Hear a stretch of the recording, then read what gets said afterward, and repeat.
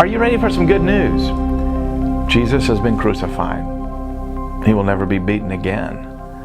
No need for any sacrifice remains. It is finished. Here's today's text from Numbers. It's chapter 20. And Moses lifted up his hand and struck the rock with his staff twice. And water came out abundantly, and the congregation drank and their livestock. And the Lord said to Moses and Aaron, because you did not believe in me to uphold me as holy in the eyes of the people of Israel, therefore you shall not bring this assembly into the land that I have given them. There's a spiritual picture painted in the disturbing story of Moses being banished from the promised land. As we saw previously in the book of Exodus, when the people thirst in the wilderness, the Lord tells Moses to strike the rock and water comes gushing forth. But later, in a similar scene in the book of Numbers, the Lord tells Moses to speak to the rock. But instead, Moses strikes the rock with his staff as before.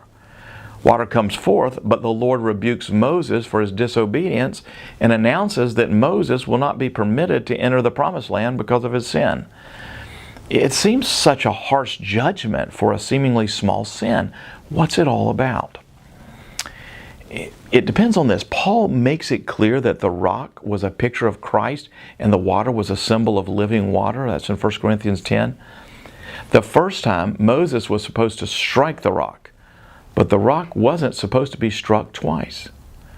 You look more closely at this with me and you see what happened in the desert that first time. Exodus 17 tells us the people quarreled with Moses and said, give us water to drink. And Tim Keller has keenly pointed out that the Hebrew word for quarrel can mean a legal accusation.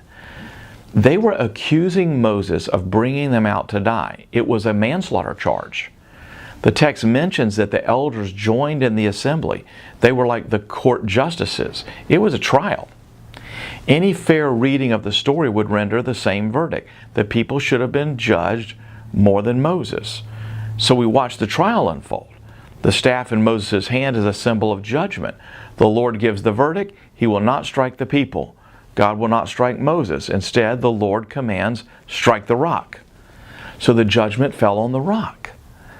So the next time the people thirsted, God said to speak to the rock rather than strike, because no more judgment was needed. 1,500 years later, the true rock, Jesus Christ, suffered judgment he didn't deserve. And from his perfect sacrifice, we have received living water. He'll never be beaten again. The body of Christ need not be beaten. You need make no sacrifice. Christ is risen. The price has been paid. All you need to do is speak to the rock.